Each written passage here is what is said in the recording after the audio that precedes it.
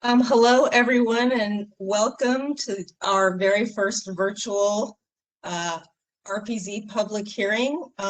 People are still trickling in, so I'm just going to give it another 2 minutes, but I respect everyone's time, and we'll start then in just about 2 minutes. Thank you.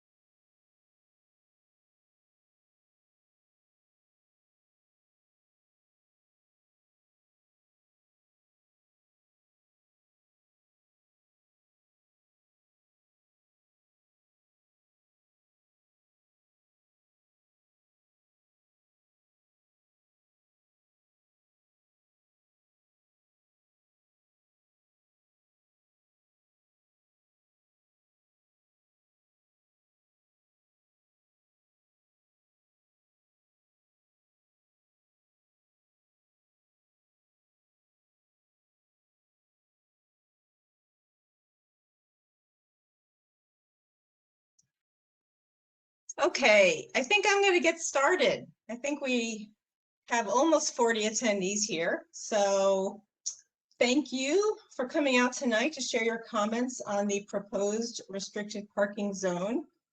My name is Ruth Harper, and I'm with the curbside management team at SDOT.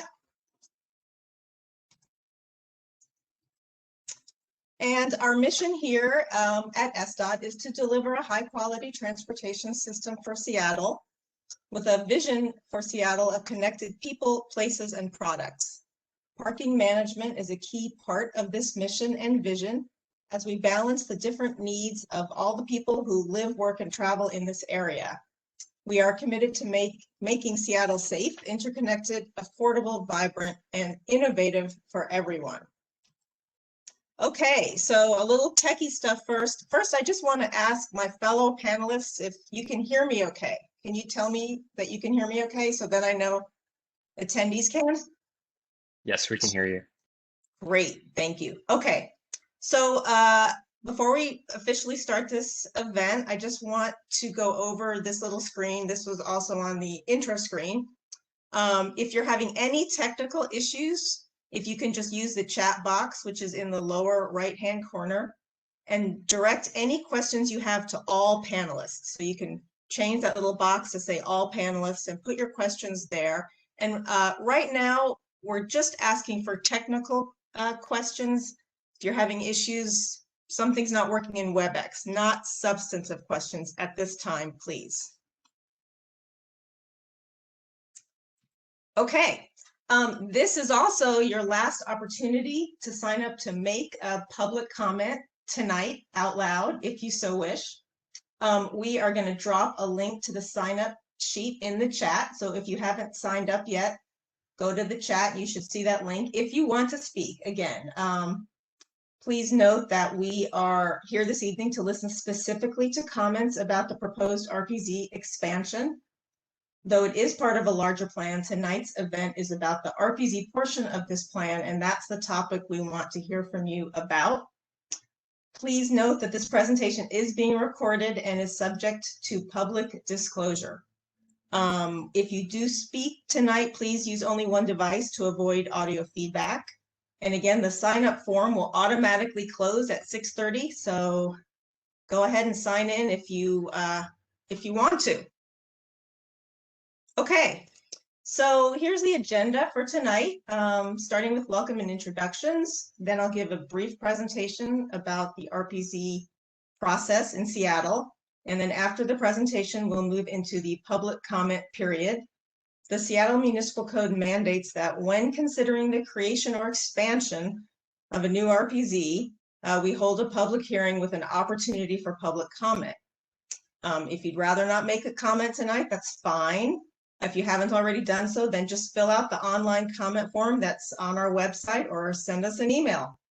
After comments, there will be an opportunity for questions. And again, you can always reach us by email or phone with your questions if they don't get answered tonight, and we will get back to you. And that information will be on the slide at the end of the night, as well as on the mailers that hopefully you've received in the mail. So let's just start here with some quick introductions. I'm Ruth Harper, and I'm just going to call on people and ask them to just say hi. Jared? Hi, I'm Jared with the Curbside Management Team. I'm here to facilitate the meeting. Thank you. Amelia? Hi, everyone. My name is Amelia with the Curbside Management team as well, just helping with any technical issues. Becky? Hi, I'm Becky Edmonds. I'm also with the Curbside Management Team. I'll be listening and taking notes and maybe helping answer some questions. Margot? Hello, hi, this is Margot Polly. I'm with the Curbside Management Team, and I'm here to help answer questions. Mike Estee? Hi there, my name is Mike Estee. I am the manager of Curbside Management at the Seattle Department of Transportation. Kay? Hi, everybody. This is Kay Yeswan. I'm SDOT. Be answering any questions about the North Downtown Mobility Action Program. Thank you. Morgan? Hello, I'm Morgan Littlefield. I'm the community liaison for Climate Pledge Arena and Seattle Kraken. All right. And I don't think Sarah Zora is on. Is she, Kay? Do you know? Yes, she is. She is. Sarah. Hello, how's everyone doing? Sarah Zor from Seattle Department of Transportation. Thank you. All right. Thank you all. So we have a lot of people here. Okay. Let's see. With that, let's move on and talk a little bit about the RPZ program here in Seattle. Okay, why have RPZs? Well, first of all, curb space is a limited public resource. Everyone can use it, but not everyone can use it at the same time. RPZs help balance and prioritize the needs of different people who want to use the same public space. But because it's public, restricting the use of the curb requires a compelling reason. Okay, what do RPZs do and what don't they do? RPZs are designed to limit long-term commuter parking and allow short-term parking for visitors, and also prioritize residential parking access. RPZs do not manage demand between residents. All residents living in an RPZ are eligible for permits. The permit does not discriminate between renters or homeowners, etc. The program also does not guarantee anyone a parking space in the public right-of-way. Now I'll explain a little bit about how the program operates. So many of you are already familiar with how the RPZ program works, but just to make sure everyone knows the basics, signs like this one are installed adjacent to residences in an RPZ, and then residents in that RPZ can buy permits that exempt them from the time limits, allowing them to park for up to 72 hours at a time. And a side note is that if you haven't heard, the mayor is reenacting the 72-hour policy on April 1st. Curb space is public, however, so non-permitted vehicles can usually still park, but are restricted to 2 hours while the zone is in effect. Each household can purchase up to 4 decal permits. To purchase up to 4, though, you actually would have to have 4 vehicles that are registered at your address, and most households do not have that. So the vast majority of people in an RPZ have maybe 1 or 2 permits. Each household can only purchase 1 guest permit as well, and those can be used by visitors, including contractors and service providers at your home. Each decal costs $65 and is eligible for 2 years. The RPZ program is a cost center that generates revenue only to cover program costs like sign installation and administration. We don't make any money on this program at all. This is not a revenue generating program. There is also a $10 income eligible permit for qualifying individuals. Two other things: if you have a valid disabled placard or plate on your vehicle, you are exempt from the RPZ restrictions and you do not need to purchase an RPZ permit. And motorcycles also do not need to display an RPZ permit to be exempt from the time limits. Finally, unrestricted blocks, that are blocks that don't currently have RPZ restrictions, residential blocks that are adjacent to existing RPZ sign blocks, can potentially have signs installed and join the zone as well through a petition process. So RPZ boundaries and blocks are not necessarily static. So that is a general overview of the RPZ program, what it's intended to do, what it does not do, how it works on the street. And now I'll give a little more information about why we're proposing an expansion of RPZ 13 in Uptown at this time.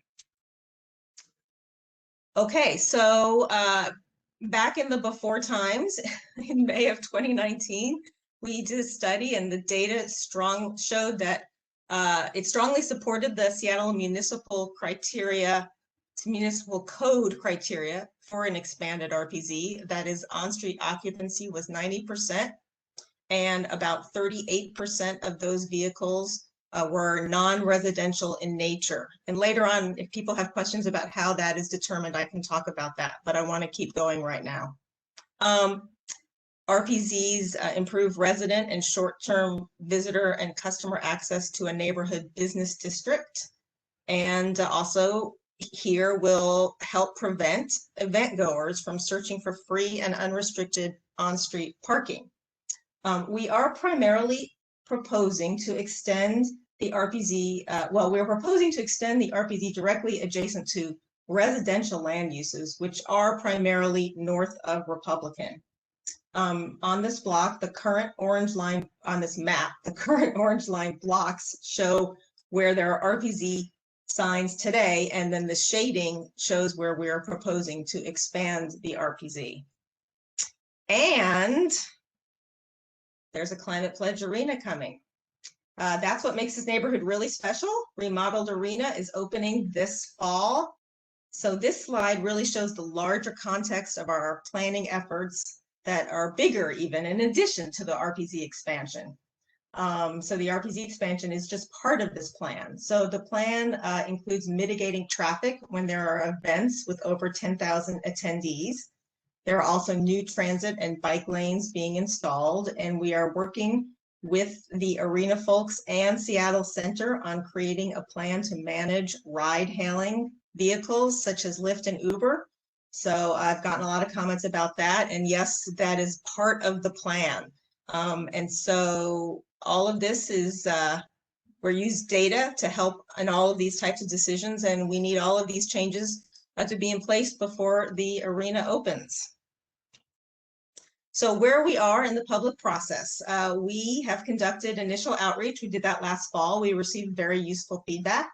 We released a draft plan in December, and we've been taking comments since then. And so far on the overall plan, we've received around 530 comments. Well, I should say 530 people have taken the survey, and I'd say 60% of them have comments. So we've got a lot of comments, and we're still taking comments through April 5th on that comment form, or via email, or here tonight via spoken comment. All comments are weighed equally, no matter how we receive them. Next steps, we have already reviewed comments, because if I didn't do that now, how would I ever catch up? And we will continue to do so. We are in a tight schedule, so we plan to make a decision in April, and we hope to notify everyone by the end of April. So with that, I'm just going to quickly go through the actual proposal, which I think everyone has seen.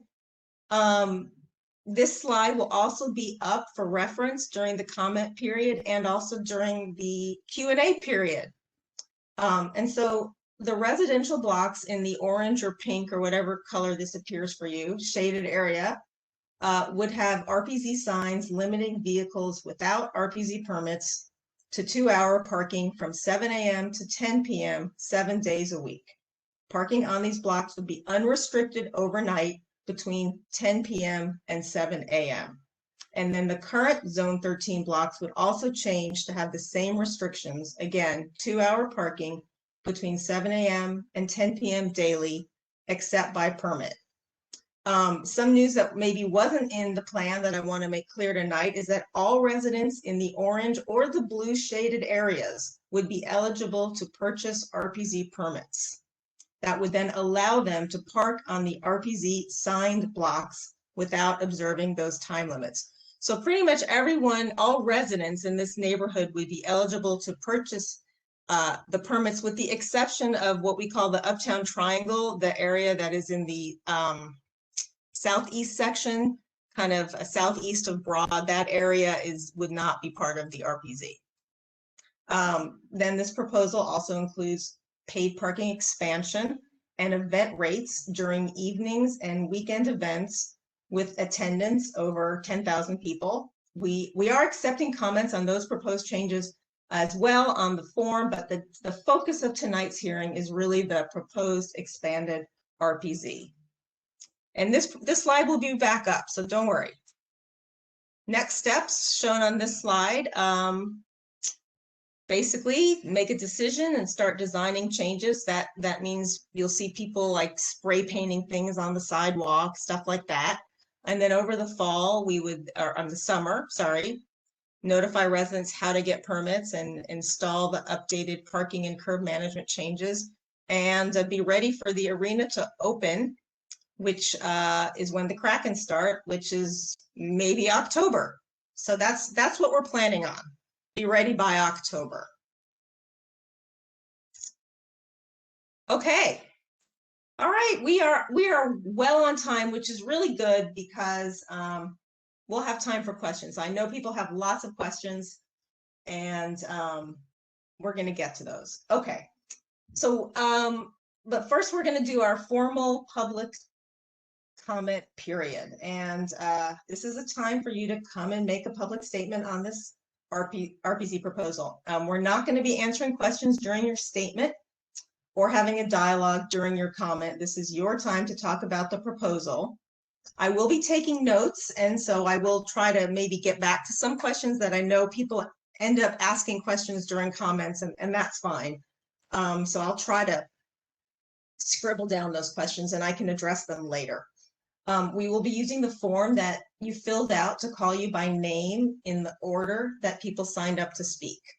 And so hopefully you use the same name. That'll make us easier to find.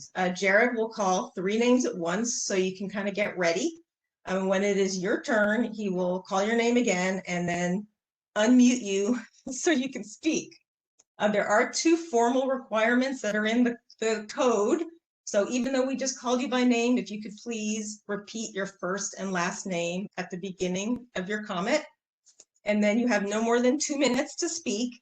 And so at 1 minute 45, if you're still speaking, we're just going to say 15 seconds to let you know you have 15 seconds left. Again, you can continue to submit comments by email on the form through April 5th.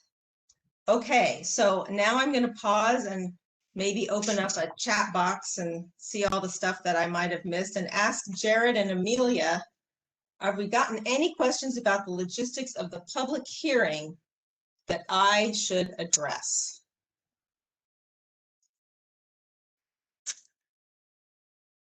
I don't see any related to the logistics of the hearing itself. No, we're doing great. Thank you. We're doing great. All right, we don't do this every day, people, right? This is the first one. Okay, all right, great. So here's the proposal that I said I'd leave up. And I'm going to be taking notes, and I'm just going to turn this over to Jared. Okay. To start calling people up. Thank you. I just wanted to note that I have a couple of folks signed up for the public comment who I do not see in my attendee list. and I'm wondering if they might be call-in users. So I'm going to circle back to those two folks at the end of this. The first three people on the list here are Deborah, and I apologize if I do not get your name right, Deborah Frosto, Nancy Silberg, and Rick Hooper. So I will be calling you guys and unmuting you, and then I'll let you know you'll be able to speak. So first up is Deborah. You can speak when you're ready. Thank you. Hello, my name is Deborah Frosto. Some of you may associate me with my work with Uptown Alliance, but tonight my comments are my own, and as a longtime Uptown resident living on West Roy Street. Uptown Alliance will be submitting our own comments in writing separate from tonight's hearings. I am really pleased to hear the updated that all residents, or most of the residents in Uptown, will be eligible to get an RPZ permit and to be able to park in the neighborhoods. I think that's really important. Like an urban neighborhood, we have a number of older buildings that provide at least somewhat affordable rent because they don't have parking garages and things of that nature of the newer development. So I think that that's important. I'm also pleased to hear that you are trying to prioritize some parking for small businesses and to assist in encouraging the arena goers to either park in public garages or to use public transit. In regards specifically to the RPZ areas that are getting extended to 10 p.m., I do have a concern that those who can afford the several $100 hockey tickets will be willing to pay the $47 fine to find that unicorn parking space in the neighborhood. So I would ask that you consider that the fine for over parking in RPZ be sufficient to deter event parking, or consider rolling it back to perhaps 8%. But there's a balance there that needs to happen that is very unique. And then finally, I'd like to say that I fully support extending the RPZ and paid parking to cover both Sundays and holidays. And I know that's not always typical throughout the city. But again, I think the uniqueness of Uptown by having both Seattle Center and the arena in an urban 15 seconds, Deborah. And the large crowd events make, we know that that is not a Monday to Saturday schedule. So having the parking for Sunday and holidays, I think is very important. Thank you very much. Thanks, Deborah. Okay, let me pull up my sheet. Our next speaker will be Nancy Silberg, and I believe she mentioned that she is on a shared computer, so I'm going to unmute you. Are you there, Nancy? I'm here. Can you hear me? Yes. Go for it. Okay, my name is Nancy Silberg. I live on Ward Street in an area proposed for RPZ expansion.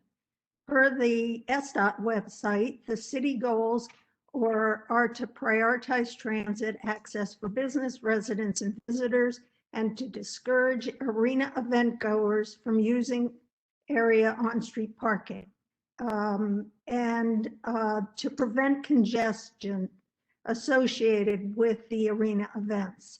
I support these goals. I support the proposed expansion of RPZ 13. This fits with the goals. I support the extension of restricted parking to Sundays and holidays. The arena will have events on those days. I do not support the proposed expansion of 2-hour visitor parking from 6 p.m. to 10 p.m. in the RPZ. This would increase congestion from event goers, not prevent it. This would encourage arena event goers to use area on-street parking, not discourage it. Most of the arena events will be at night. A prohibition on parking in the RPZ at night sends a clear message to event goers not to park in the RPZ. No parking minimizes traffic in the RPZ. This fits with the goals. Note, nighttime parking is more efficient to police, one-stop enforcement. More respondents to the city's survey in September wanted to keep the current 6 p.m. time limit. 44% versus 32 who supported it. And the Ward Street Alliance opposes changing RPZ 13 limit to 10 p.m. I urge you It's to 15 seconds, Nancy. maintain the current policy of 2-hour parking for visitors expiring at 6 p.m. in the expanded RPZ 13. Thanks, Nancy. And then Rick Hooper is also with you. Yes. Okay, go ahead, Rick. Here I go. My name is Rick Hooper. I'm speaking tonight in my role of incoming Bayview Board Chair. Bayview is celebrating our 60th anniversary this year and continues to offer a great combination of residential and healthcare options, totally dependent on a highly skilled and committed workforce.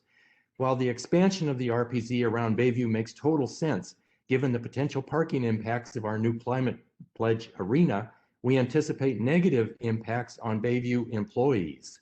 While typically RPZ planning does not address employee parking impacts, we urge the city to address unintended impacts on our workforce. So why care about employees here? Bayview's workers are predominantly lower wage workers, 2/3 are people of color, and many cannot find affordable housing anywhere near Uptown, as a result living many miles away. I suggest the employee negative parking impacts are social justice and equity issues. The city recognized similar impacts in 2009 when SDOT published Director's Rule 4-2009, including a Rainier Valley pilot program that allows access to RPZ permits for employees. That pilot program makes sense given the unique reason for that RPZ, light rail. We believe our new arena is the unique reason for providing a similar limited impact employee permit here in Uptown, either as an extension of the pilot program in Southeast or under Seattle Municipal Code 11.16.315, which provides for employee permits. In closing, please look hard at Bayview's employee impacts. We'd appreciate the opportunity to work with you on an employee permit approach that works for both Bayview and the city. Thank you very much for this opportunity. All right. Thank you, Rick. I just want to reiterate, I am seeing some questions that are way more suited to the Q&A part of our hearing tonight. Just to reiterate that if you do have questions to ask us, shortly there will be an opportunity for you to do so, but if you could hold off on popping them in the chat yet, it would help us out. Thank you. Our next three speakers are going to be Peter Anderson, Gregory Richter, and Perry Hartman. And Greg, excuse me, Peter, you are unmuted and we are ready to hear from you. Hi there, this is Peter Anderson. I currently live in the Lumen building, which is at 501 Roy Street.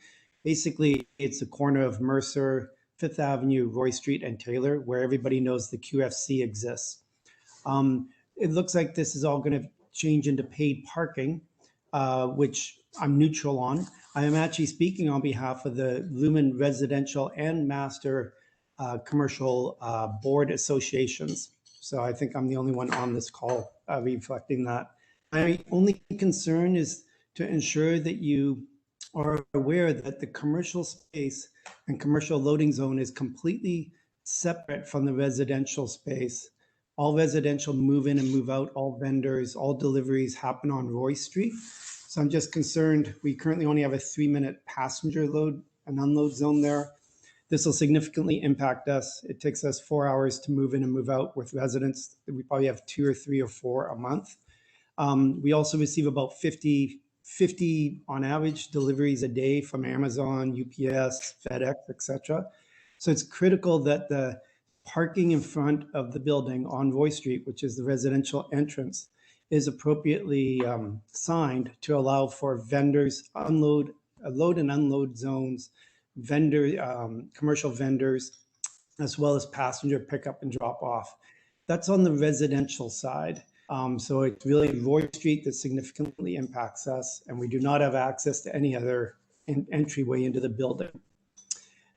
In terms of the commercial HOA board members. The one concern there is 15 seconds, Peter. It's along Mercer, along Fifth Avenue, is the need for passenger zones. We have Ubers that line up in the middle of the street on a regular basis, as well as commercial load and unload zones, as there's a number of restaurants that are within our building that happen on the Fifth Avenue side. Thanks, Peter.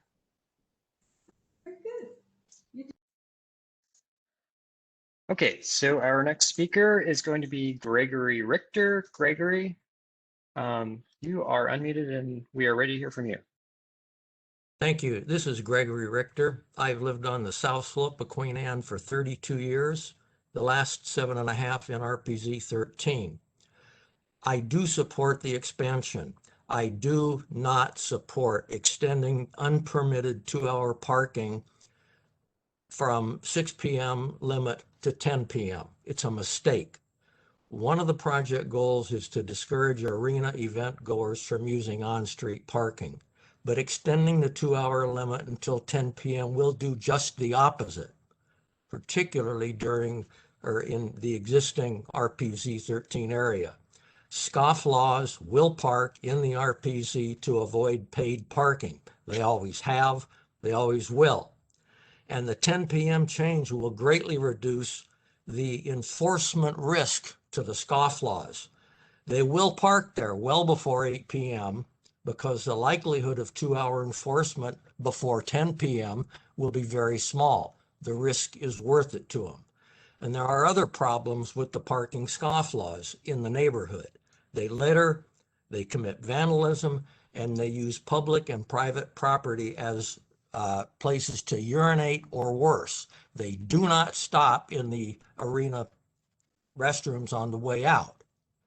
I've seen it all. I've seen it repeatedly for 30 years. And what's the plan for the enforcement of the 2-hour limit from 6 p.m. to 10 p.m.? Are there going to be proactive patrols? I've seen a few, but not many. Are they going to rely on citizen reporting? What's the enforcement response time if I call in at 9:04 p.m.? Is the agent going to 15 restart? seconds. Is the agent going to restart the 2-hour clock when they arrive, or take the citizen's word and ticket on arrival? And the proposed change will also reduce the likelihood that residents will be able to park on or near their block. Many arrive home after 6 p.m. Don't make RPZ 13 the parking lot for the arena. Thank you. Okay, thank you, Gregory.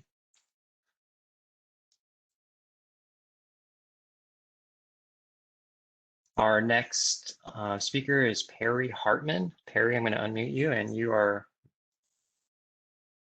ready. We are ready to hear from you. And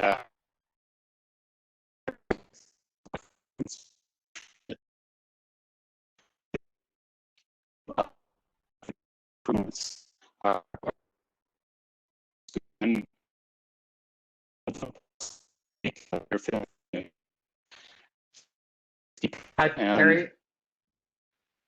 Perry, we're getting really mixed audio from you. Very not able to understand your comment. Hold on. Do you have another? Is it still a little garbled? This works really well. Can you hear me now? I think I can hear you. Yes. I can try this. I don't know. Let me just try it again.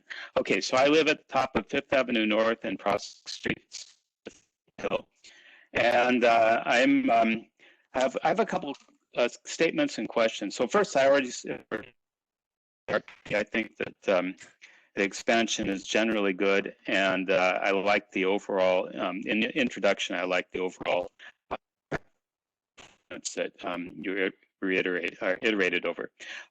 So one is, how was it determined that the street was impacted by the hockey games, the Kraken?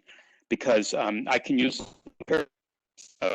Overshoot and Folklife that there's hardly any event parkers, people coming to park on the street.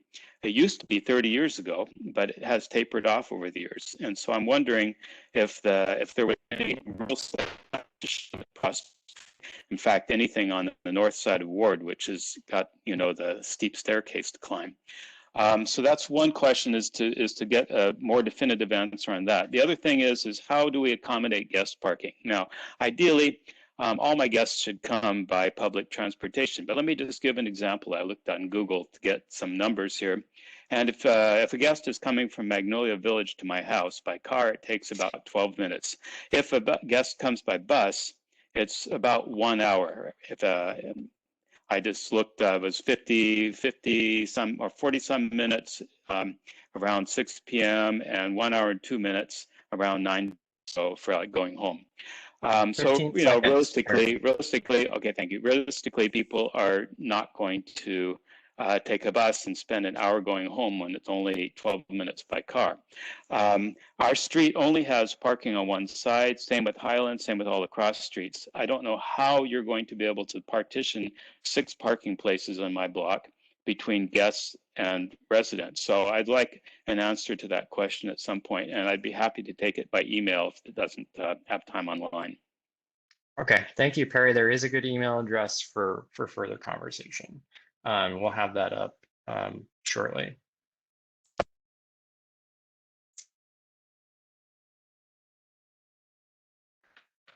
Okay, so we have 3 more ready to go, I believe. Teresa Olson, David Yanuk, and Jules Smith. Teresa, I'm going to unmute you, and we are ready to hear from you. Thanks, Jared. I really appreciate this. We moved from Bellevue to Seattle about 2 years ago. Super psyched to be part of a Zoom call on this.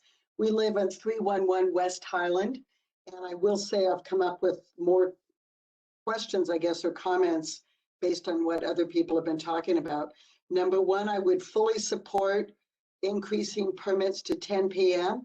I think otherwise it is cost effective to just get the fine.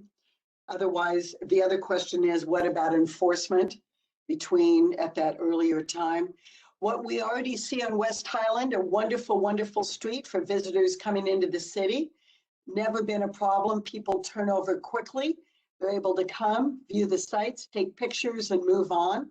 We've started to see a little bit of an increase in people parking and going to catch their bus. I do not believe in NIMBY thinking, but I wonder, it's not a big deal to walk down the hill to an event at the Pledge Arena and then take an Uber back.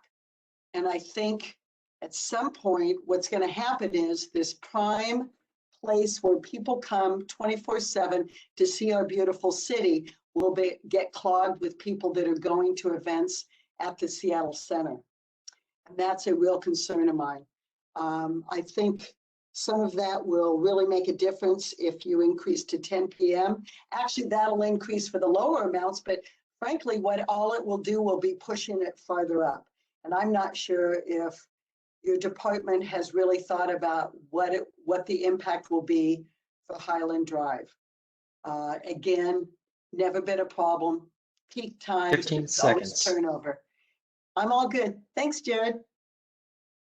Okay, thank you, Teresa.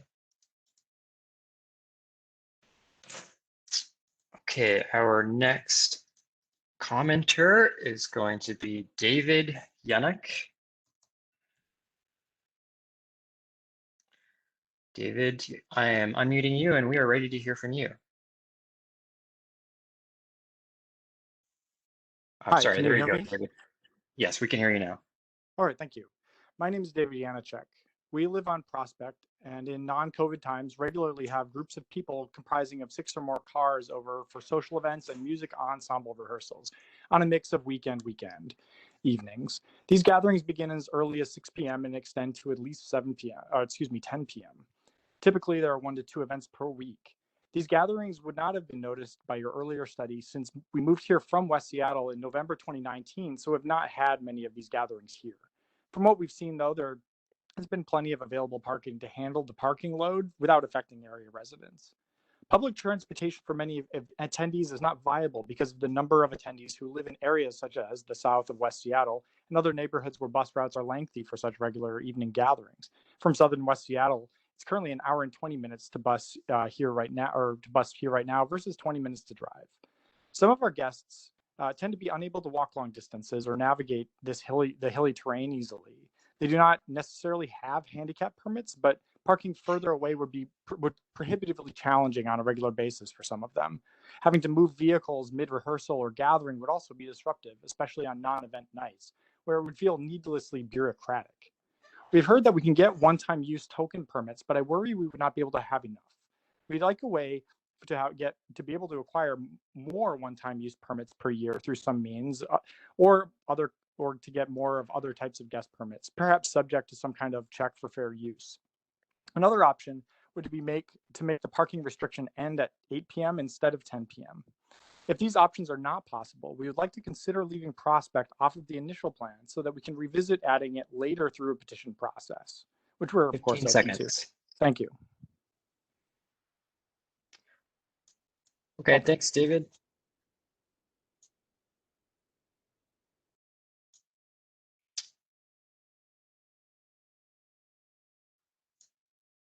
So our next speaker is going to be Joel Smith. Joel Smith, you are unmuted and we're ready to hear from you. Excellent. Thank you so much. My name is Joel Smith, and I'm the Health Services Administrator at Bayview, a vibrant life plan community located at 11 West Aloha Street on the hill of Queen Anne Avenue North. I'm here to speak to you about our skilled nursing facility. It's a 50-bed unit inside of Bayview that's been rooted in the Queen Anne area for over 60 years. Our skilled nursing facility serves as an important role within the continuum of care as a step down from acute care hospitals such as Swedish, Providence, and Harborview for our community members to either rehabilitate and return to their normal lives or to receive the care and services as a long-term care resident. Hospitals rely upon Bayview to be that conduit to receive patients, allowing our healthcare system to continue to serve our population in their time of need. The proposed parking zones would directly impact our employees' ability to continue to work at Bayview. Our staff work 3 separate shifts: day shift, which is 6 a.m. to 2 p.m., evening shift 2 p.m. to 10 p.m., and night shift, which is 10 p.m. to 6 a.m. These new zoning rules would force our primarily ethnic, low-wage heroes to walk during darkened and dangerous times during the early morning and night. Given the choice, many of our dedicated day and evening shift workers would have no choice but to find employment elsewhere, throwing Bayview into a critical staffing levels. The proposed parking zones would directly impact Bayview's ability to continue to provide the high quality of care our community has come to respect and admire. Employees leaving equates to critical staffing, meaning overtime for an overburdened care team and a higher prevalence of agency usage commonly associated with lower quality of care. The pitfalls of critical staffing have been profoundly enunciated during the entire pandemic for many long-term care facilities. The proposed rezoning of parking would directly affect the care of the most vulnerable in our community, the long-term care state-supported Medicaid recipients. Please allow an exemption for our Bayview staff. That's 2 minutes, Joel. For RPZ parking. Thank you. Okay, thank you. We are going to have the next 3 speakers are Rob Miller, Suzanne Richmond, and Bruce Hall. Rob, you are unmuted and we are ready to hear from you. My name is Rob Miller. I've lived on Aloha Street within RPZ 13 since 1991. While I support most of the proposed changes to RPZ 13, I strongly oppose the proposed expansion of the 2-hour visitor parking from 6 p.m. to 10 p.m. And I represent the 44% plurality of the respondents to the city's survey in September 2020 who want to preserve the current 6 p.m. time limit versus the 32% who supported the change to 10 p.m. According to SDOT's website, one of the primary purposes of the proposed expansion of Zone 13 is to discourage arena event goers from using area on-street parking. Expanding the 2-hour visitor parking from 6 p.m. to 10 p.m. will encourage rather than discourage on-street parking in the RPZ. Additionally, within the last 12 months, 3 single-family homes within 2 blocks of my home have been replaced by multiple units that don't provide adequate parking for their residents. Finding on-street parking after 6 p.m. is already difficult and will only get worse as density increases. I urge you to maintain the current policy of 2-hour parking for visitors expiring at 6 p.m. in the expanded RPZ 13. Thank you. Thank you, Rob.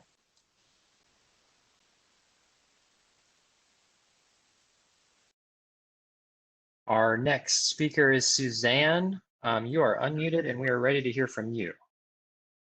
Thank you. My name is Suzanne Richmond. I've been a resident of Lower Queen Anne for over 20 years on John Street. And I do not support the current proposal in its current format. And the reasons are as following. The current format proposal does not take into account the fact that there are many low-income people that live in this neighborhood who rely on free street parking to be able to use cars to commute to their jobs outside of Seattle.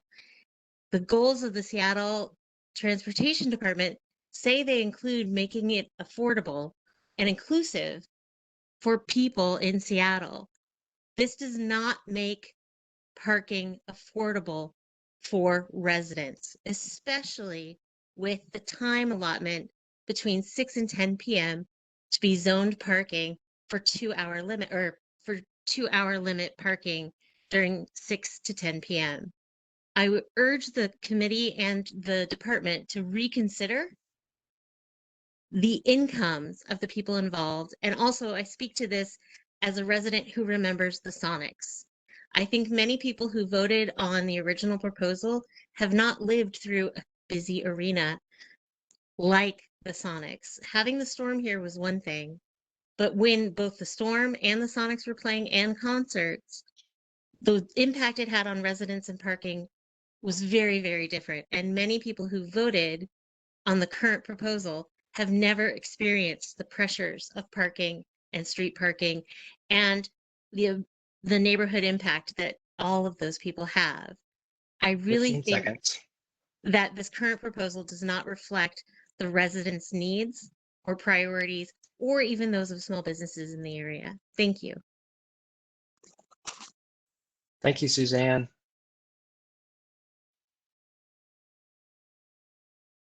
Our next speaker will be Bruce Hall. Bruce, you are unmuted and we are ready to hear from you. Thank you. Yes, my name is Bruce Hall. I live right in front of the arena on Harrison at 7 Harrison. And I do not support the time change in the new proposal with 2-hour parking from 7 a.m. to 10 p.m. With the prohibition of night parking as it currently is, at least that helps those of us that live right there possibly be able to find parking at night. So I would like to maintain the current parking of 2 hours until 6 p.m. and no night parking. And I would also request that we consider overlapping RPZ and paid parking throughout the neighborhood, as I have seen in other zones in the city, which would also help for those of us that live right there. And lastly, I would hope that RPZ parking is reinstated on Thomas between Queen Anne Avenue and First Avenue North. That used to be RPZ, and during construction that was taken away, and it looks like it's not slated to come back. So those are my comments. Thank you. Okay, thank you, Bruce.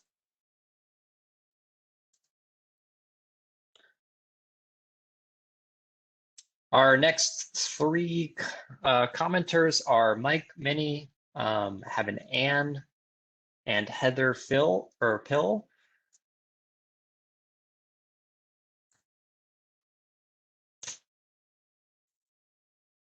Not seeing Mike. Let's see if.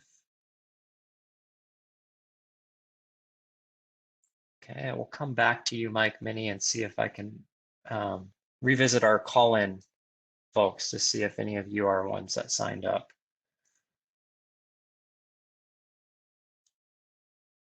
Anne, you are next. I've unmuted you, and we are ready to hear from you. Hi, yes, this is the first time I've ever commented, so a little nervous, but I just was able to connect when you guys started taking comments, so I'm going from what I have on the flyer. And Anne, can you just give us your first and last name, please? I'd rather not. I'd rather just like stay as anonymous as possible. Is that okay? Well, the SMC, the code says we need your first and last name, but sure. Go ahead. We want to hear from you, Anne. Okay, thank you. All right. So just looking at the flyer, missed, the presentation. I live on West Olympic Place in a building that's over 100 years old with no parking garage, and I've lived there for a long time. I'm a woman, and I just want to give you a perspective of kind of through my lens how I see this. This looks like a moneymaker for the city. Two ways for people who can pay the ticket, and as someone said earlier, many people will rightly be able to pay that ticket if they're able to go to events at Climate Pledge Arena. And I also see it as a moneymaker for on the residential side because residents have to pay $65 or between $10 and $65. I encourage the city to think creatively and employ the people who who have developed Climate Pledge Arena, who they are celebrating for developing this arena, to go ahead and pay for residents who, through no fault of their own, are impacted by these changes, pay for their permits. Okay, it should not be incumbent upon a resident to not only spend money but also spend time to renew their permits for something that the city could have easily, creatively taken care of through people who have plenty of money to deal with this. So I've lived through the earlier arena and noticed impacts through major events. 15 seconds. So this change is, I mean, it's framed as something new, but I just see it as Oh, and we lost you, but your time is out anyway. Thanks. Thank you, Anne.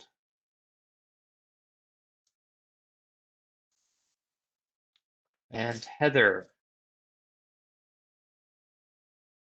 Heather Hill, you are unmuted and we are ready to hear from you. Thank you. My husband and I live on Warren at John. And if you're familiar with that little section, it's beautiful. There's a lot of mature street trees that are oaks, and there are multiple old buildings, and ours dates to 1930. Well, and it was spoken earlier, they're often do not have parking. In our case, there are a few parking stalls, but it's very insufficient for the building. And what we have found through using a parking pass for my husband is that he can never find a spot open in the RPZ.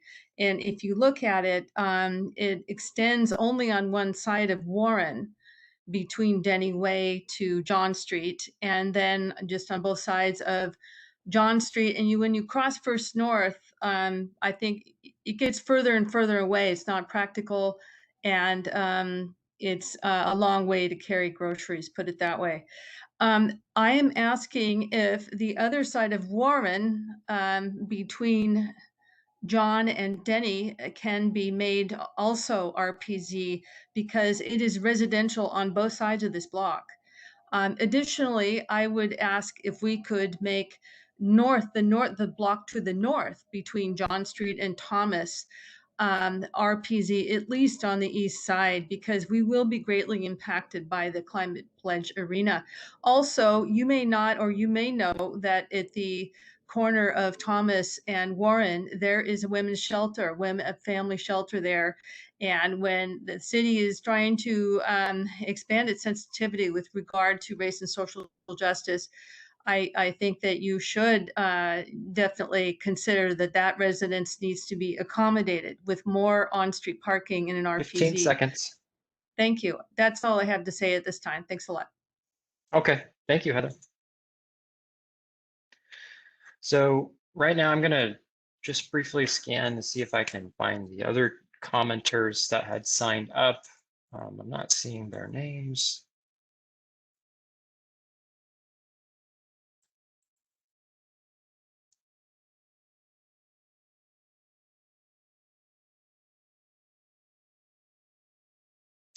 So for the two folks who signed up today who I cannot find in our attendee list, Kimberly Lukens, Katie McLaughlin, we would like to hear from you. There's a phone number that I'm going to speak out here, and hopefully if you're in a call-in that you can write it down and give us a ring to leave a message. That number is 206-584-3443. Again, that number is 206-584-3443. We can also email us at our Uptown Access SDOT webpage, and we will get back to you as soon as we can with your comments. Ruth, would you like to take it back over? Hi, everyone. Okay. Oh, hold on one second. I'm getting a couple messages. Paige and Nancy thought signed up to speak. I don't see you on my list, but we can certainly hear from you.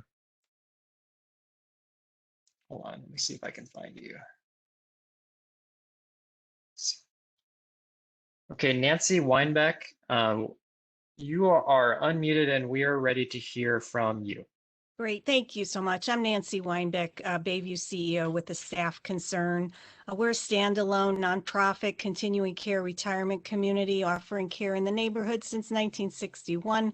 We serve all income levels, including Medicaid and our skilled nursing and a moderate income program in our residential apartments. Most of our staff are lower wage earners. About 70% are people of color, 50% are foreign born, 43% over the age of 50. Most of our staff live quite a distance away where housing is cheaper, but this means 2 to 3 buses each way to get to Bayview. So most of our workforce drives, even though we provide them with a subsidized Orca Pass. Workforce is an enormous issue for all employers, but the demographic trends are unforgiving for senior living. Currently, there's 1 nursing assistant for every 8 job openings, and the gap's only going to expand as our population continues to age. Bayview provides a caring, quality environment for seniors of all demographics, and this is particularly relevant as lower cost options are fading. State of Washington has lost about 900 skilled nursing beds over the last 3 years due to high cost of care and low reimbursement. The ability to recruit and retain a talented workforce further compounds the ability of quality nursing homes to stay afloat. And if staff aren't able to park in our neighborhood, they're going to look for jobs elsewhere. Our seniors deserve better, and so do our staff. Please allow an RPZ exemption for our employees so Bayview can continue to provide quality care to our seniors and continue to offer a quality workplace for our staff. Thank you. Thanks, Nancy. And is Paige also with you? Yes, he is. Okay, so Paige Baldwin, you are up. We are ready to hear from you. Thank you. My name is Paige Baldwin, and I'm a resident of Bayview Manor Homes on the corner of Aloha Street and Queen Anne Avenue. As president of our Residents Council, I'm speaking on behalf of our community in support of our caregivers and support staff. Bayview is a life plan community, which means that it offers several levels of care from independent living to skilled nursing and memory care. You can imagine the staff such a facility requires. We rely on housekeepers, dining staff, maintenance workers, and nursing and administrative support to provide our needed services. Most, if not all, of our providers and caregivers live away from Bayview. They use public transportation when available and feasible. Often they use their private vehicles and rely on street parking. Should parking become restricted, our daytime and evening people will find it difficult to find parking. Should the RPZ be implemented, employees may be forced to look for other work, thereby diminishing the pool of experienced staff to provide needed services. This is not just an issue of street parking per se. Proximity to our residents is essential. Many of us are unable to walk more than a block or two without assistance. The steepness of Queen Anne, in some spots approximating 18% grade, is part of the issue. Several of us use walkers, wheelchairs, and canes. These are not conducive to walking long distances over terrain that is not level. Although RPZ would be helpful to residents, we believe it can be detrimental to the employees unless an exception can be made for them as well. Thanks for the opportunity to present our concerns. If our area must be part of the RPZ, we hope that you will consider the employees and staff of Bayview essential and eligible for permits. Thank you. Okay, thank you, Nancy and Paige. With that, Ruth, I think that is everybody that I'm able to get to. All right. Okay. Thanks, Jared. Thank you all. So let me just get my other notes back up here in our wonderful virtual world. Give me just a second here.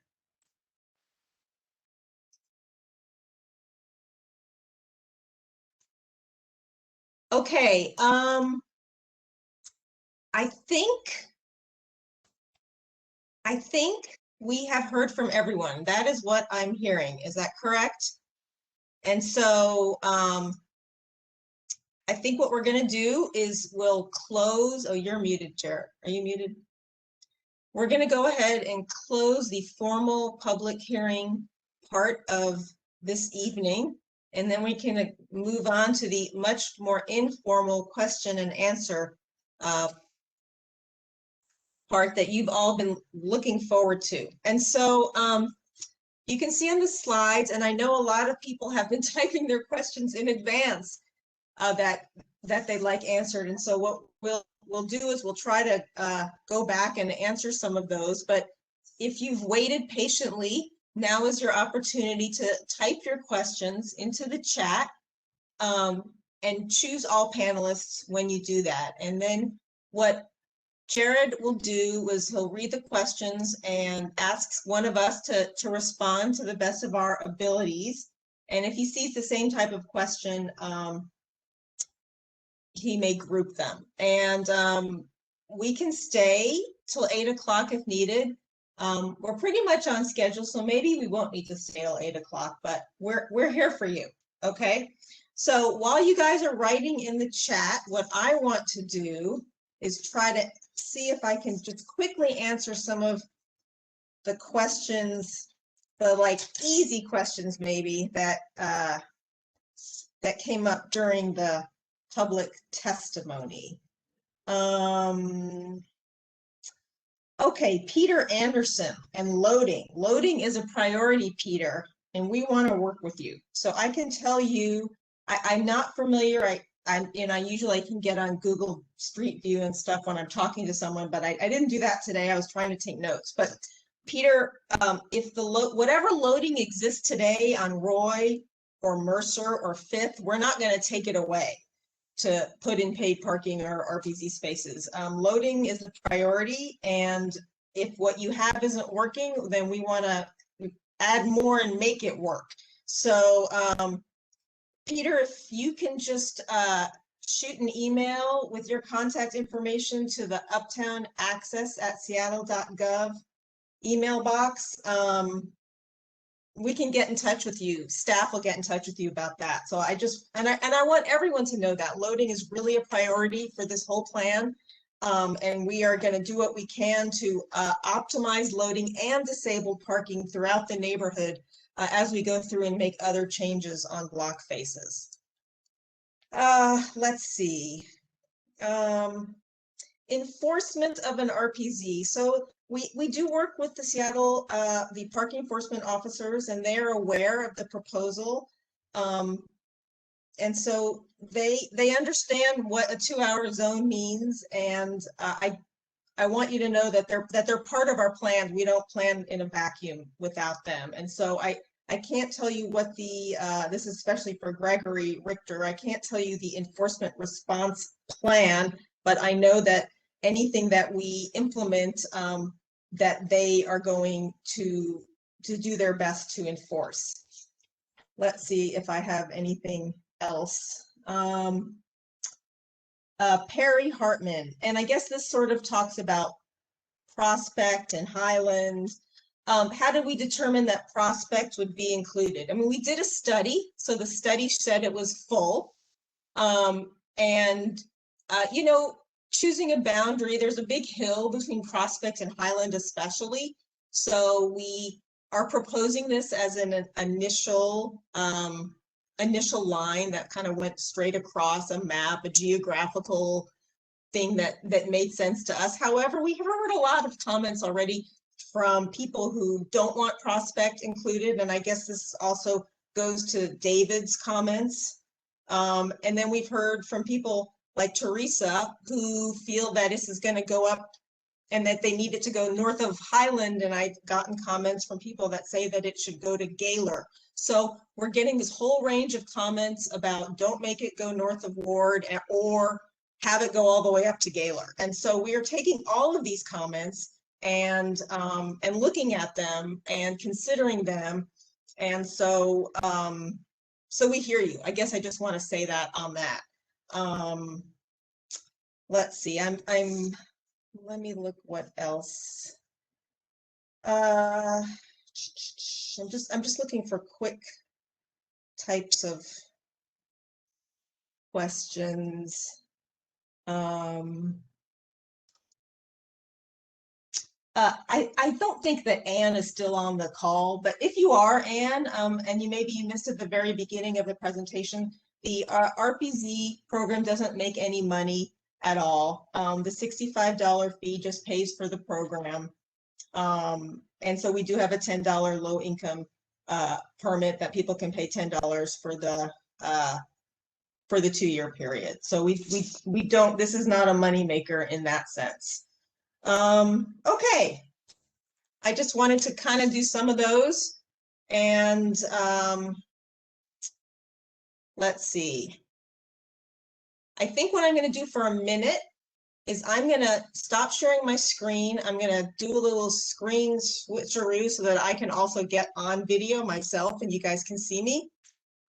So if you just hang on with me here, and then Jared can start maybe asking some questions, but I'm just going to stop sharing my screen for a minute, but I'll be back. And I want to put myself on video as well. So, and I guess I'd ask all our panelists as we do this, maybe if you're willing to put yourself on video.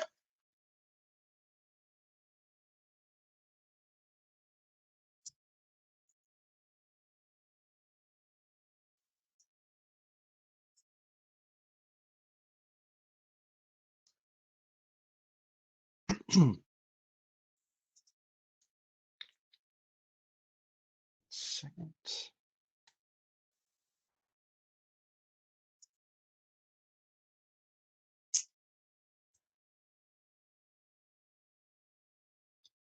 So we have one question for those adjacent to paid parking zones. They want to make sure that residents can purchase a permit.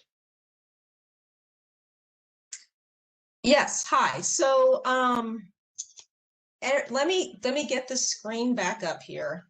See if I can do this. Of course, it went all the way to the beginning. Let's see. Share. Okay. So I think now you'll see the side of my face. Oh, well. Okay. So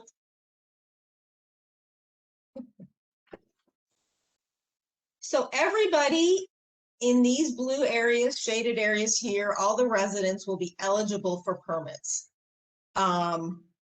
the signs won't be on all of these blocks or are not proposed to be on these blocks, but the residents here would be eligible for permits, which they could then use on blocks with RPZ signs. I think, does that answer the question? I think so. They wanted to know adjacent to paid parking if residents would be eligible. Right. The only residents, and I don't even really know if there are many residents, I hope people can see my mouse, is this area down here, kind of southeast of Broad Street.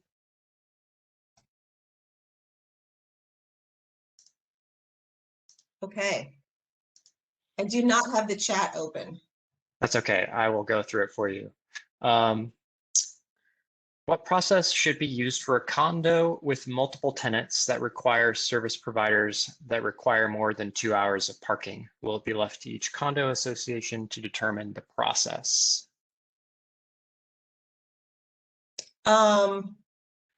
Service providers, I think, are maintenance folks or other non-residents.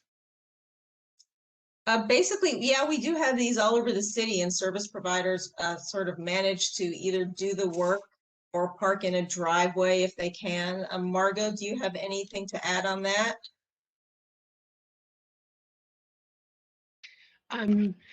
If I understand the question right, and I may have gotten it wrong, it's in the RPZ area that people are looking for service providers. In most places around the city, that's what guest permits are for. So if you have somebody coming to do some maintenance or work in your house, then you give them your guest permit and they can stay out as long as they need to. I hope that's the right answer for the right question. Thank you, Margot. I don't know where my brain went on that one. It's okay. Our next question is, Ruth, you can answer this one. Is a guest permit the same price as a resident permit? $65. Oh, this is such a fun one. If you choose to, your first permit costs $65, okay? So if you choose to get a guest permit only, that would be $65. But if your guest permit is in addition to a decal permit for your vehicle, then your guest permit is $30. That's how it's been now for 11 years. Another question about where we can find the recording of this hearing. We will be posting this on our Uptown Access website shortly, so look out for that. It is and a website link that we will have up shortly.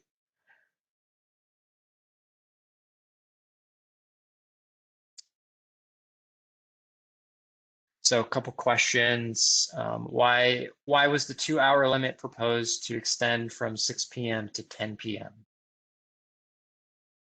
And so I think what this question is really asking, and a lot of people have asked this, is why was the 6 p.m. to midnight basically changed to be just a 2 hour from 7 a.m. to 10 p.m. And I'm gonna ask Mike Esty to take that one.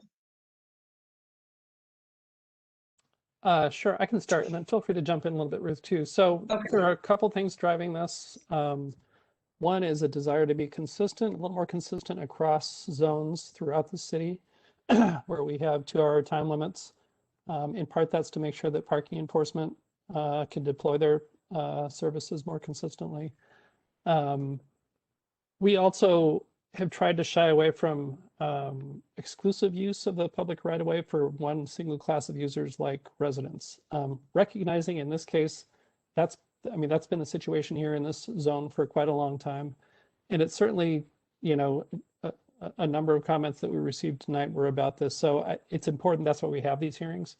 We'll take this back, and among a variety of things that are elements of this proposal, we'll think about what we heard tonight and if that proposal still makes sense. But again, the reason for that change is, consistency across zones and trying to not to make the right-of-way exclusive just for residents without giving, visitors either to residents or to businesses an ability to park.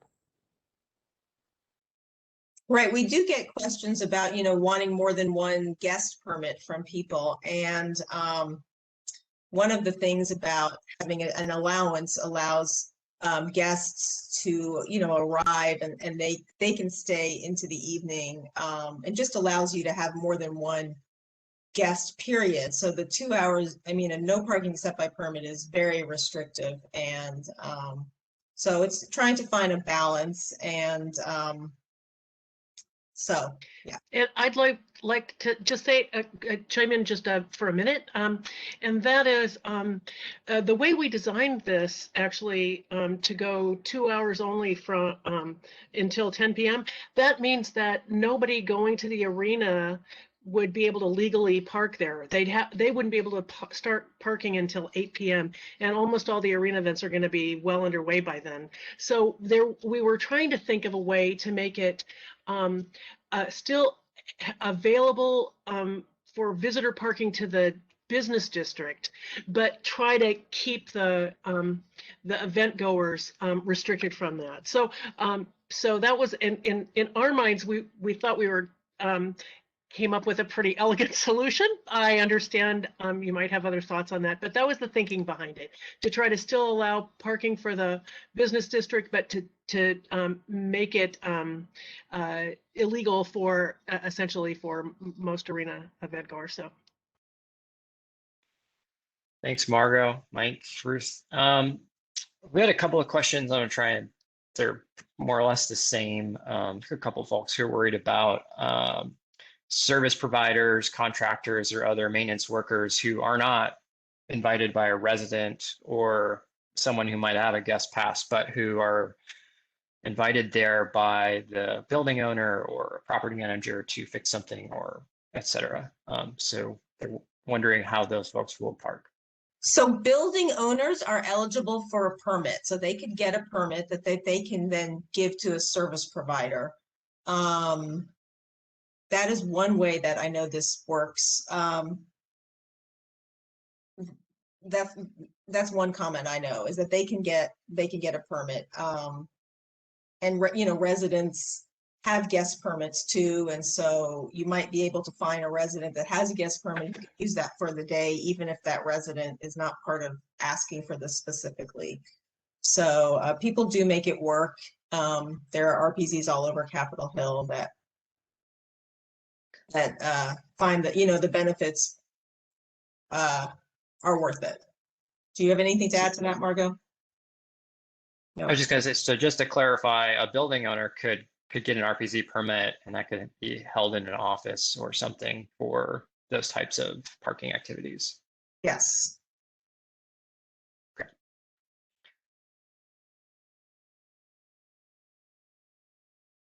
I have another comment here. Can you please explain how expanding the 2-hour time limit until 10 p.m. will be a positive thing? It seems to me to be a very negative thing. I support the plan, except moving the limit from 6 p.m. to 10 p.m. I think Margot just addressed that. So.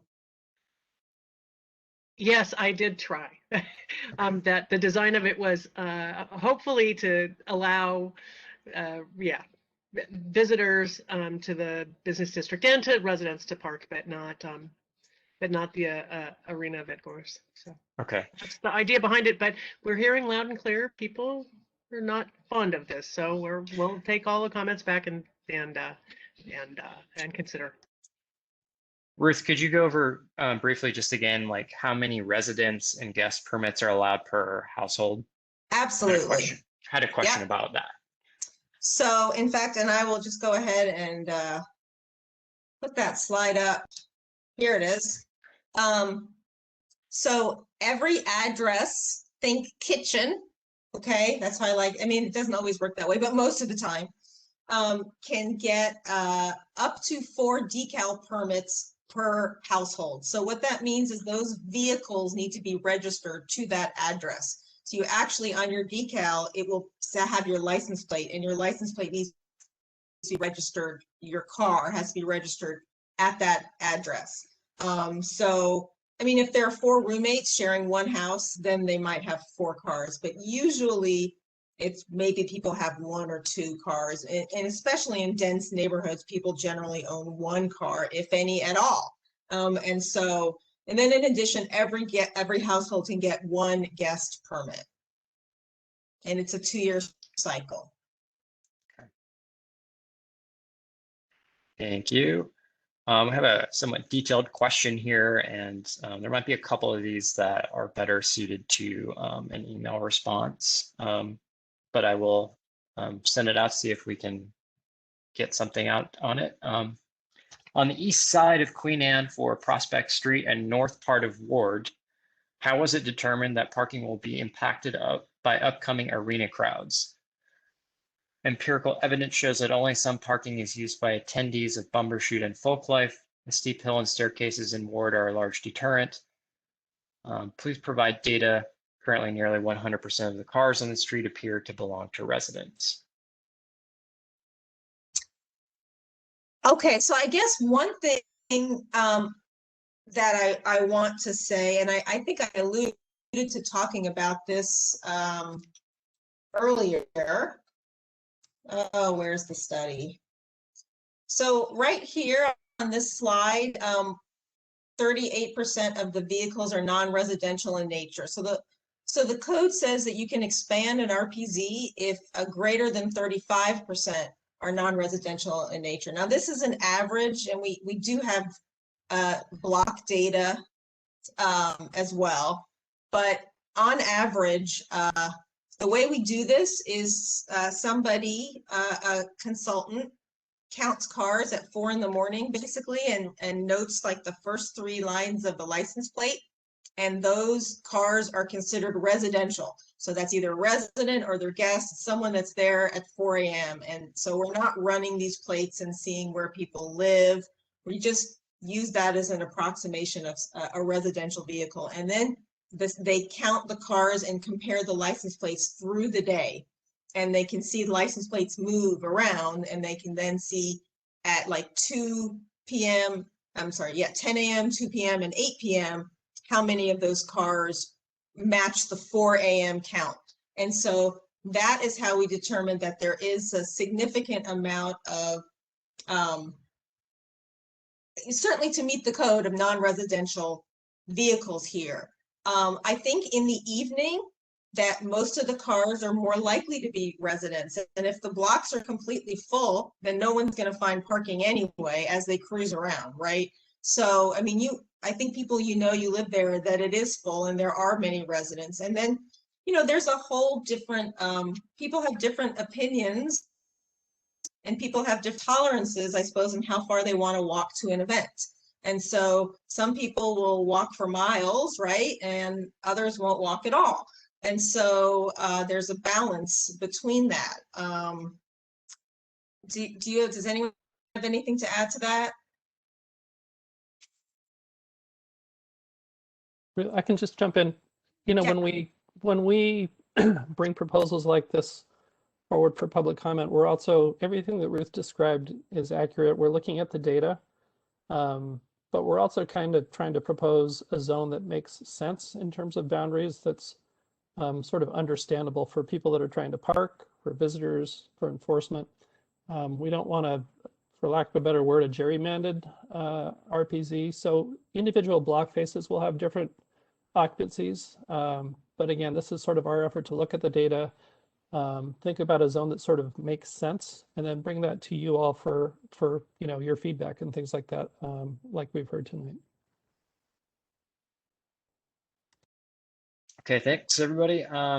We have another question. Part of the selection for my living location was the fact that I do not have the added expense to pay for parking. Will there be options for residents?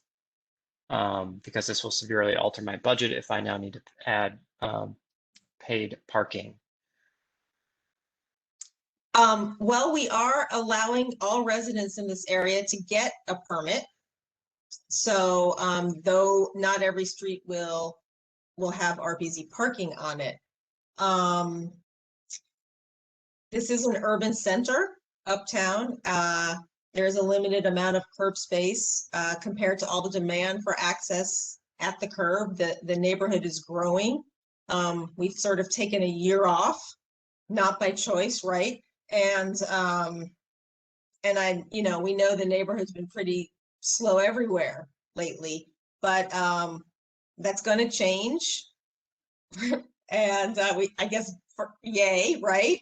And I think that we have to make plans for the fact that this neighborhood is growing, is becoming more dense, and that there are a lot of demands on the curb space. Mike, do you have anything to add to that?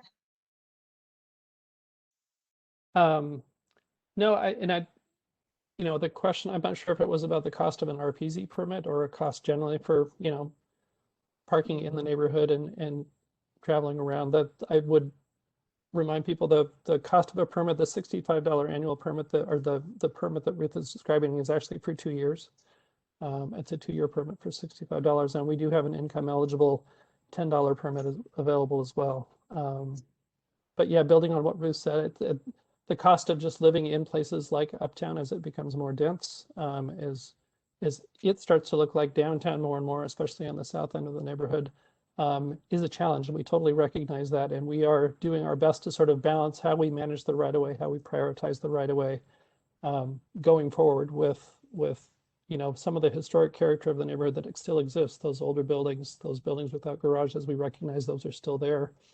And people are still looking for ways to get around. So we want to keep trying to work with you. We certainly hear what you're saying. But again, it's our effort to think about what's the best way to balance the right of way right now, especially with Arena coming online and a public right of way that can't, honestly cannot store all the vehicles that the residents have out there. If I can interrupt for 1 minute, I know I saw a question in the chat a long time ago about how much parking the Arena is going to provide. And so Morgan, can we bring on our friend from the Arena? Can you talk a little bit about the parking and the parking reservation system and all the things that the Arena are really doing to try to get people to plan their trips and park off street? Thank you.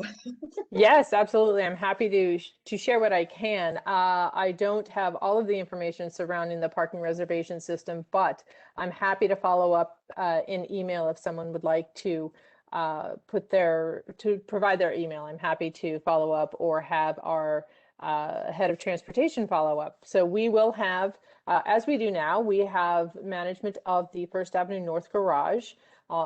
When we first started the project, there were approximately 600 stalls in that garage. There will not be as many because we have had to put the cooling towers on top of the garage. So when you're driving by now, or if you're walking by, taking the bus and you see the large towers on top of the garage, those are for the Arena because they are something that would normally go on top of a venue, of a facility. However, since we have a historic landmarked roof that we kept in place, we weren't able to do that.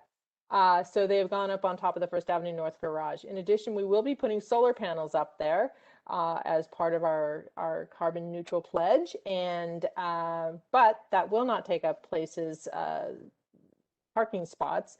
That's a long way to get to. I am not sure where we will end up in terms of number of spots, but I'm happy to follow up and find out. Again, we started at 600, so we'll be below that. There is a 400 plus garage that is being built as part of the Arena. That is premium parking. So people who have purchased suites and other seating, that comes with their purchase. So they have a dedicated parking location. And we are also working with Seattle Center. So we will have a certain number of spots allocated in the Mercer Garage and the Fifth Avenue Garage, but that will be dependent on the other events going on at Seattle Center. On top of all of that, though, we don't want people driving to the Arena. We are going to strongly encourage people to take public transportation. We have subsidized Orca cards for Kraken games, and of course the monorail. So we are working on the renovation of the monorail, both Westlake Station, both sides of it, and both ends of it, I should say. And we are also working on an app to guide guests on how to best reach the location based on where they're coming from. So we are putting a lot of elements in place, far more than I can get into detail here, but a lot of elements in place that will help guests for Kraken games and coming to other events to reach the destination without driving straight up to it, because we realize the impact that will have on the neighborhood, and that's not what we want. So a lot more to come on that, but we are definitely working on it, and I hope that helps answer the question.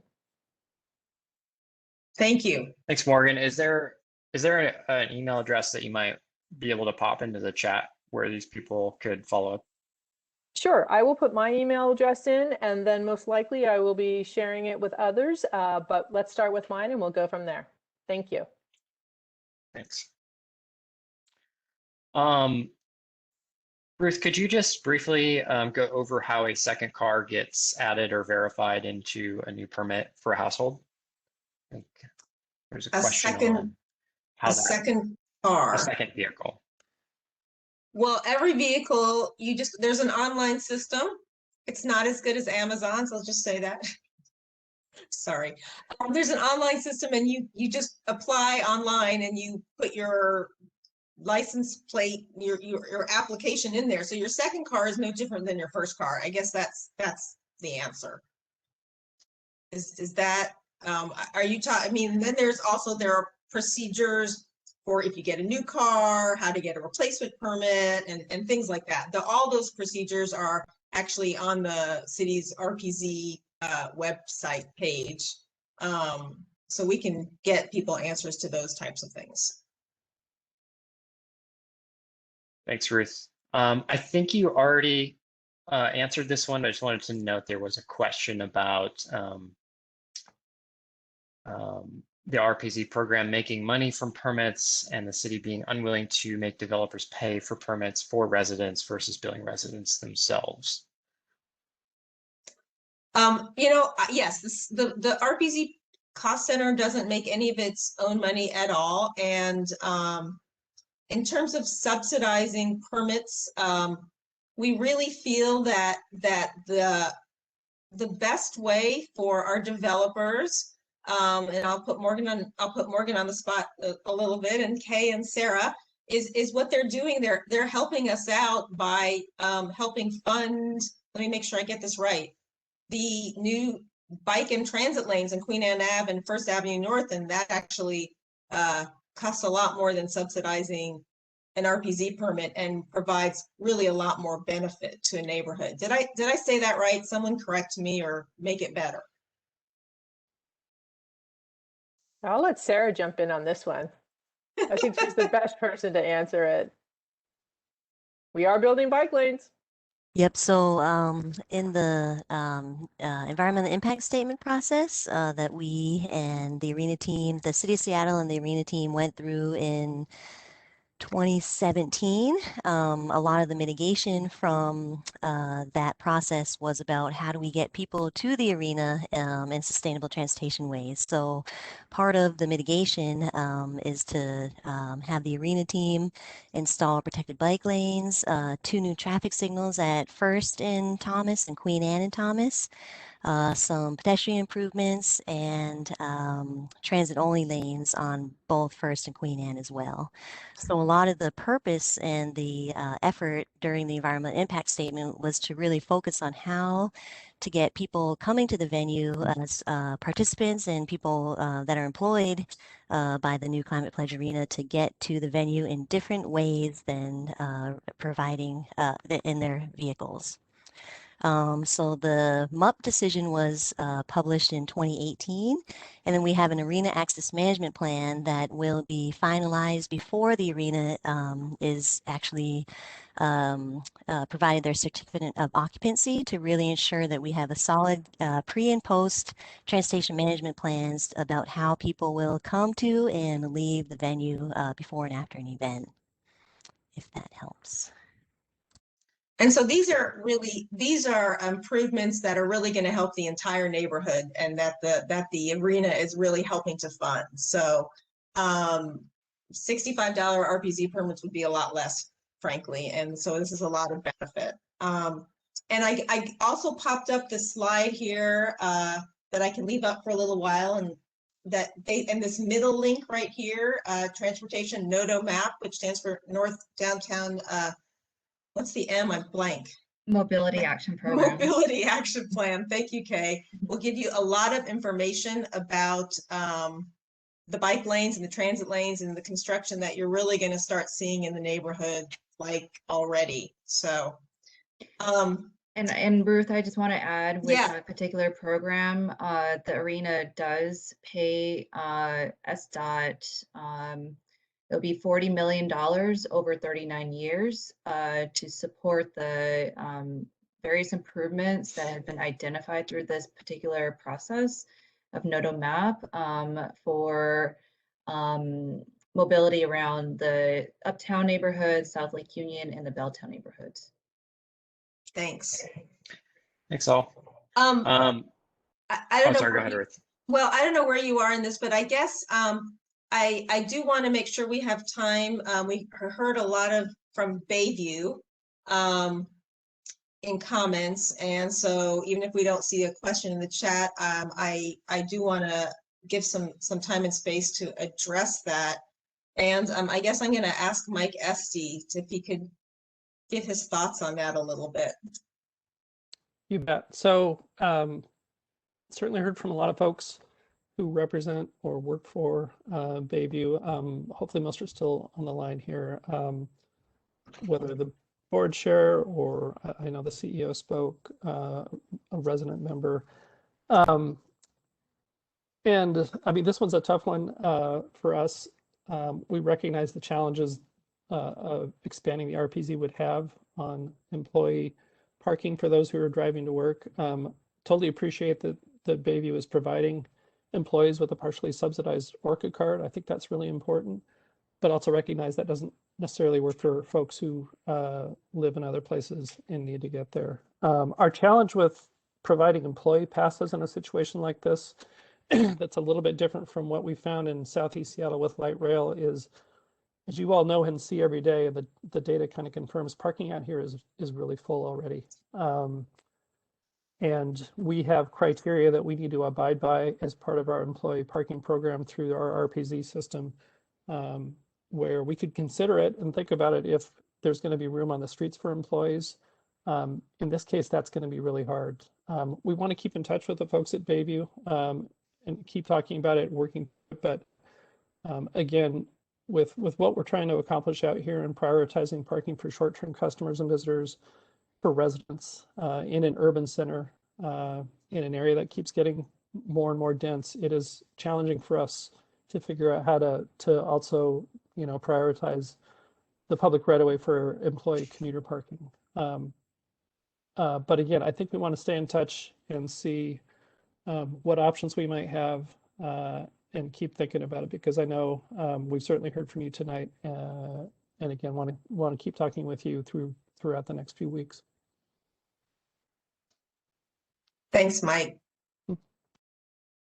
Okay, thanks. Another comment about can RPZ and paid parking overlap? And I think by that, I think the question is it possible for the RPZ guests to park in paid parking areas? Another great question I'm going to ask Mike to address.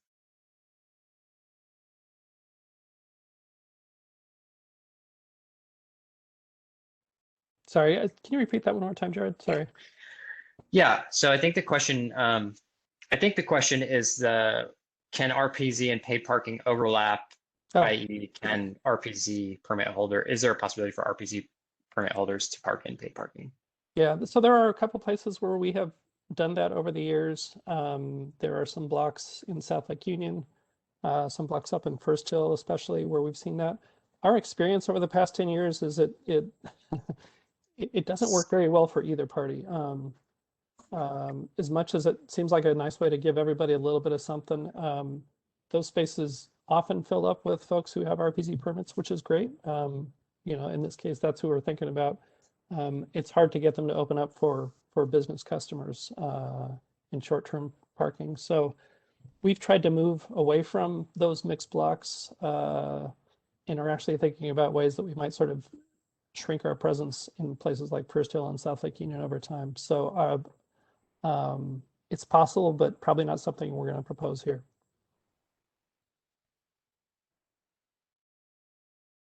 Thanks, Mike. Another question, how much does it cost if we want a guest permit only? We do not need a residential permit. $65 for 2 years.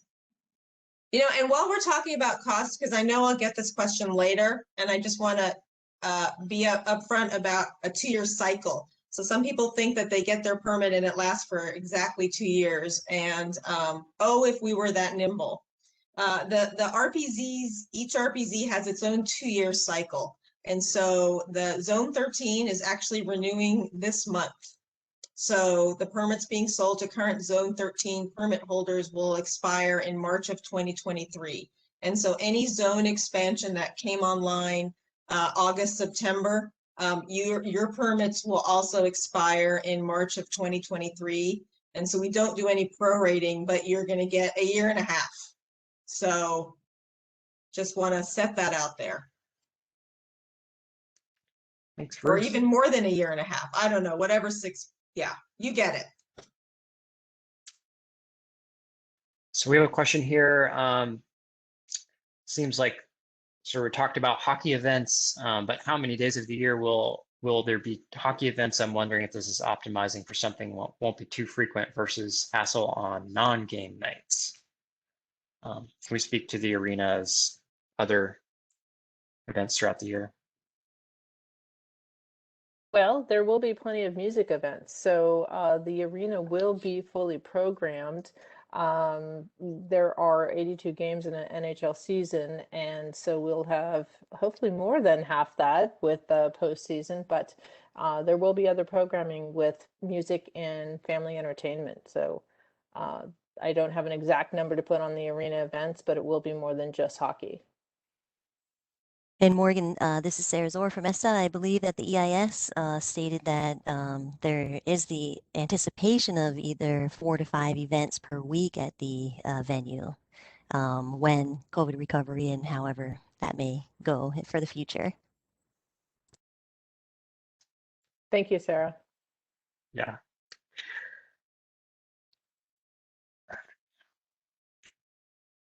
We have a question about signage and communicating the intent of the signage. So the comment here is that there seem to be 2 intertwined issues.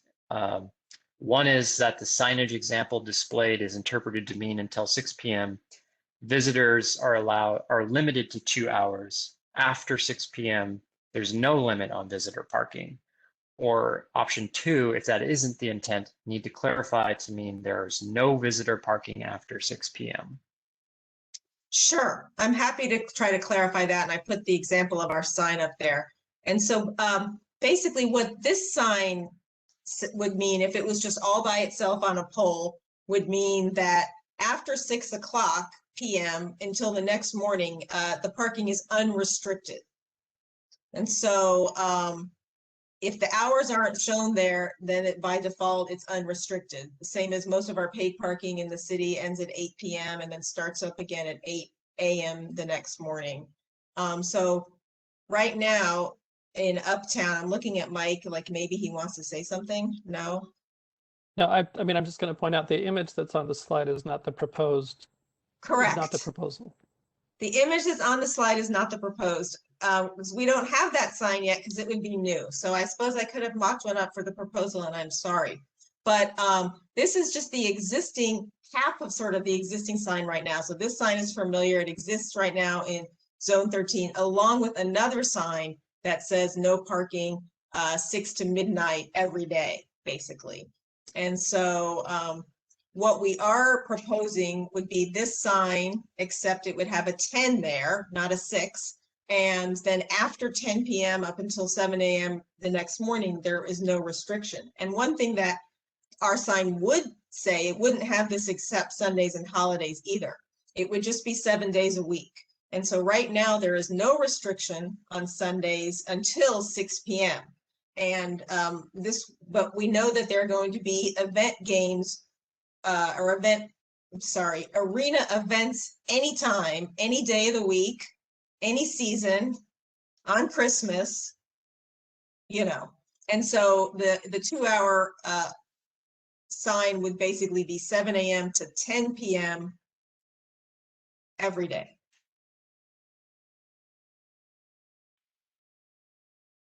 Thanks, Ruth.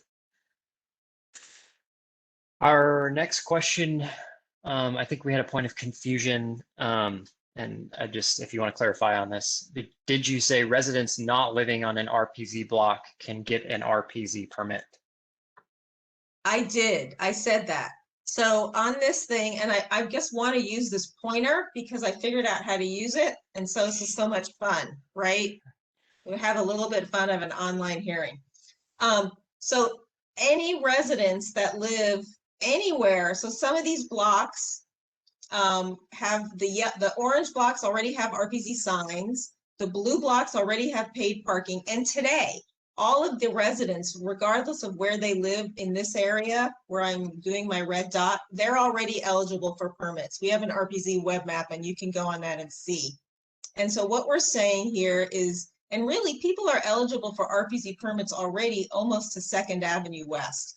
So here, any residences here, there's maybe 1 or 2 buildings actually would also be eligible for RPZ permits. And the same up here. Wherever there's a residence, you will be eligible for a permit. And then you use that permit on, you have to walk a couple blocks to find a block with the signs. So the signs would go up in the areas generally shaded in whatever color this is. And I do want to say that this map here is, actually, we've been looking at these blocks, and there are going to be some blocks, not many, but some where there might be an RPZ signs up to the alley where there are actually ground floor residential like townhomes, and then there's a restaurant up the street, and there'd be paid parking in front of that restaurant and be divided kind of halfway. So there will be some of those blocks, not too many. So this is a pretty rough map. But the idea is that when we actually do the design, we put in these areas, we put RPZ next to ground floor residential and paid parking next to retail and offices and commercial. There is a little flex, whatever that word is, up here. More up here than there is down here. This is a pretty a hard proposed boundary in this area.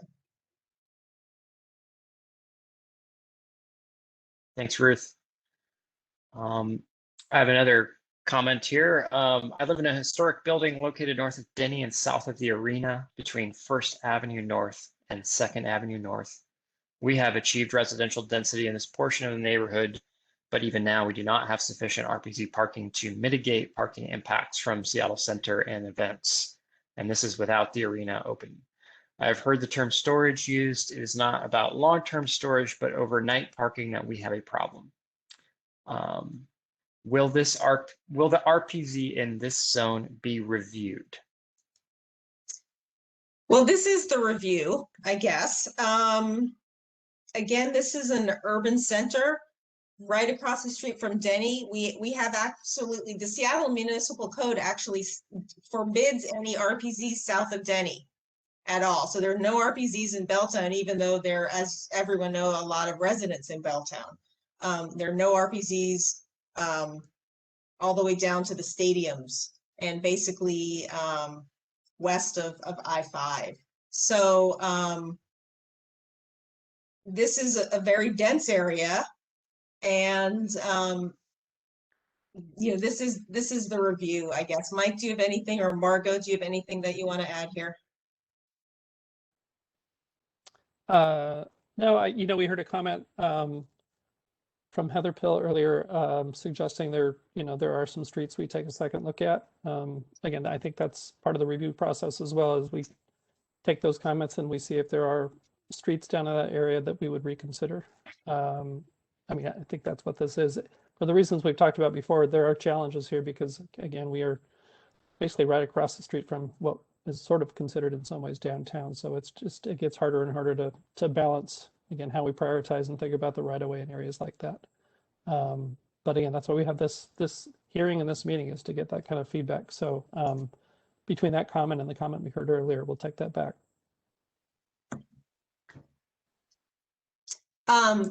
So Jared, I'm going to jump in here.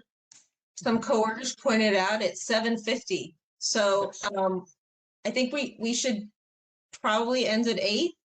But we can go ahead and answer a few more questions. And then I just want people to know that all of this information, let's see if I can turn off the highlighter. That's like, whoops, maybe not. The laser pointer will stay. So this email address is the best way to get in touch with us. And then there's a lot more information on all of these websites. In addition, this presentation will be up on the website, maybe not first thing tomorrow morning, but we'll do our best to see if we can get up there tomorrow. If not, it will be up there next week for sure. So anyway, any other questions, Jared? We do have a few more, maybe some that are quick to answer. I'll just note that I put in the chat the email address too. So if you want to copy and paste that, it's there if we don't get to your comment or question tonight. One question is, how significant are the fines? Will they be a deterrent? I'm sorry, I was looking at a question in the chat, which I'm not supposed to be doing. That's why I missed the question. Okay. So the question is, how significant are the fines? Do you think they'll be a deterrent? So the fines are, they're either 47 or 53 right now, and I should know, but different PEOs write them anyway. They're 47 or 53. I think that is a deterrent in the sense that people will be able to get reserved parking downtown for, I think, $20, Morgan, and then take the monorail.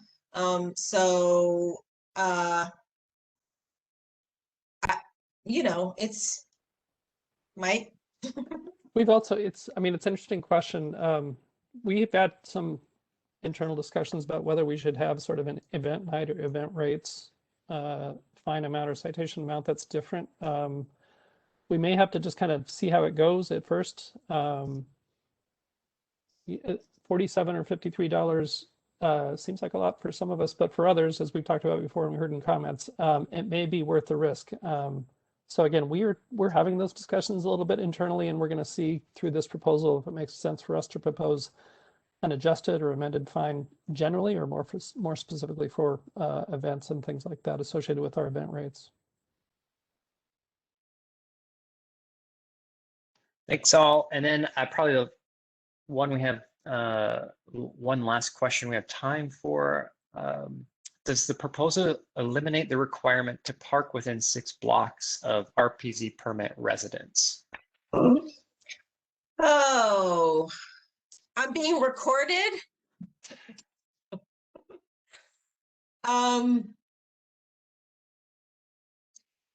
It doesn't formally eliminate that requirement. I guess I will just say that. Margot, do you want to say anything, or are we going to leave it at that? That sounds good. I think I can say that while this is no guarantee, it's very difficult to enforce a 6-block limit. So if you were to happen to have to park 7 blocks away, I would think it would be unlikely that you would get a citation. But then again, don't quote me. Awesome. Thank you both for that. I think that's about all of that we have time for at the moment.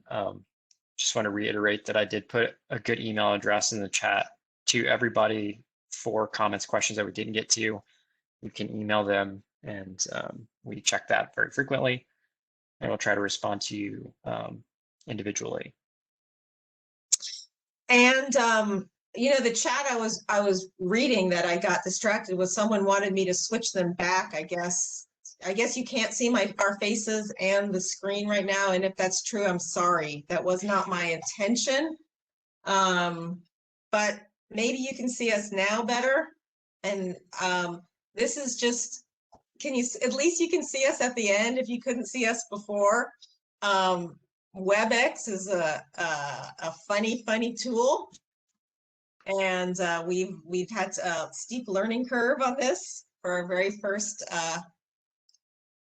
what's the word? Virtual public hearing. Hearing, yeah. Yes, there I go. There it is.